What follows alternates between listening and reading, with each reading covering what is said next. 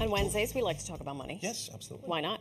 It is never too early to start a discussion with your children about money. Right, and talking to them early and often can give them tools for a financially healthy future. Joining us now is Tom Henske, a financial literacy expert and author of the book, It Makes Total Sense, 12 Conversations to Change Your Child's Future. Right. Well, hello. Greetings. We're also Welcome. friends in real life. Oh, yeah, okay. neighbors, as it were. But is he, never mind, we'll talk about how much you're learning. You know what? I know. I need You to need read to this start for that. me. Never mind. It's not fair that she sends the kids over to my Right. house to learn, right? Go over there by time. We'll straighten you right out. That is exactly right. Thank you for joining us. This is great information coming. Yeah. We've been saying all morning that, gosh, we wish in high school we were able to take some sort of financial literacy class or something really concrete.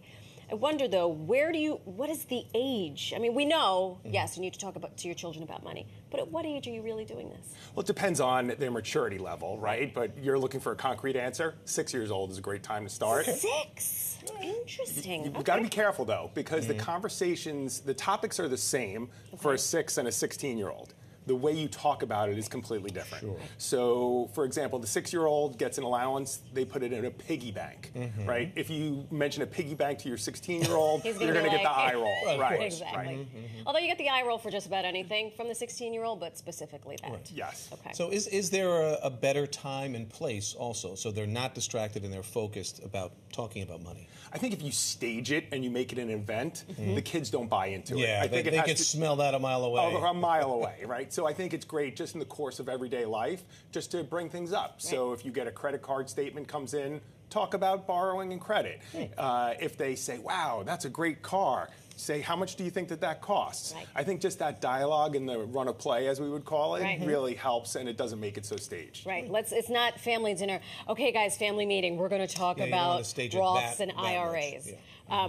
We were just doing a college visit, and I was telling Chris that my eldest, who you know, said, Mom, do you know the difference between a subsidized loan and a non-subsidized loan? And I was literally, it stopped me.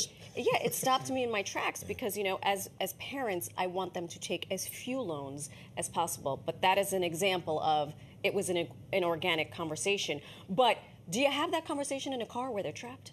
Because I thought, if I get into this right now, we are on 84 East, and neither of us is getting out of this. Well, think about it. What else do you have going on while you're there? Right. So dinner time conversations instead of asking, hey, how was your day? Right. They're so sick of that question, how was your day? And I'm sick of getting the answer, fine, good, right? So I think that those opportunities to let them talk and just ask questions and use Socratic method, I think that's a much better way to teach them about money. Yeah. You refer to it sort of as a long-term journey. So this comes in steps, obviously, because like you said before, you're not going to speak to the 6-year-old like the 16-year-old and vice versa. So you build on what you've been teaching them over the years? Is that the way to do it? It's not an event, right? It's not, we call that the fire hose method. One and done. Right, we say, okay, Saturday morning, we're going to wake up early at 7 a.m. and we're going to have a whole day of personal finance, and then I can check that off the box. You're so much fun, Dad. So we're not going to do that. We're going to do the drip, drip, drip method, which is just nice, slow, throw something out there. And by the way, when you throw something out there and you create curiosity, that curiosity they follow up on social media with. So we as parents complain about social media. Here's a place where social media really works to our advantage. True. You mentioned, you know, maybe you get a bill. You get the cable bill or you get whatever bill.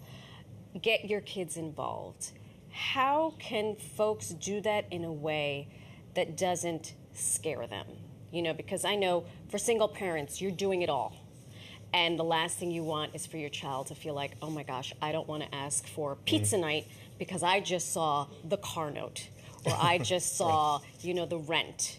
You know, how do you get your children involved in a way that is productive, that neither scares them but also doesn't say, oh, they're shelling out this much cash a month?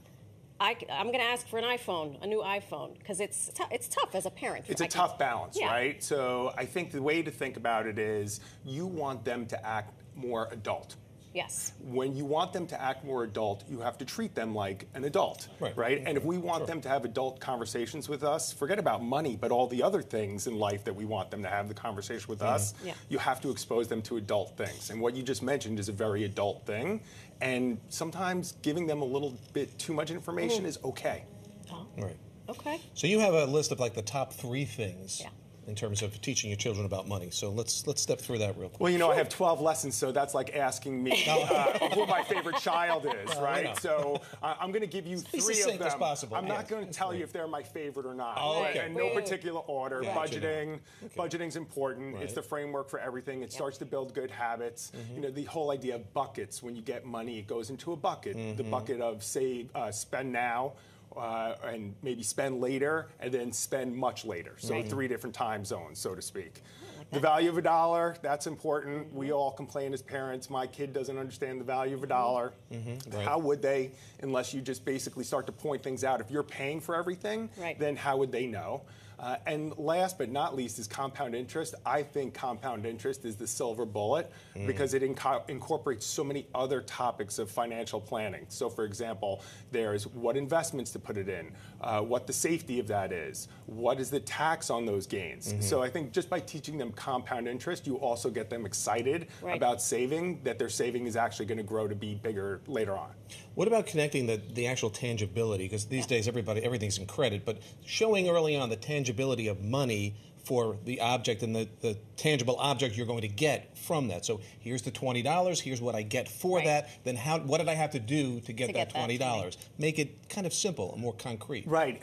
And the good part about it is, first of all, you try to use paper money when they're young. Right. I think we probably only have 3 to 5 years left of that. I was going to right? say, because that's rapidly disappearing. So this will become old fast, right? So we're looking at this 3 years down the line. But that's the first thing. Second of all, let them be the ones to do the interaction. So let them pay it as opposed to you paying it. The last part is making sure that they can equate how many hours they needed to work to buy whatever it is. So if they were getting paid $10 an hour for babysitting, and that's a lot, right? So $10, and then something costs $30, they know that's 3 hours of my time. Is that really worth the 3 hours that I put in working? Right. Oh my gosh. Connect the dots from the process of work to the money to what you're purchasing. The book is called It Makes Total Sense. He really has these 12 conversations to change your child's financial future. Tom Henske, thank you Thanks so much. Thanks.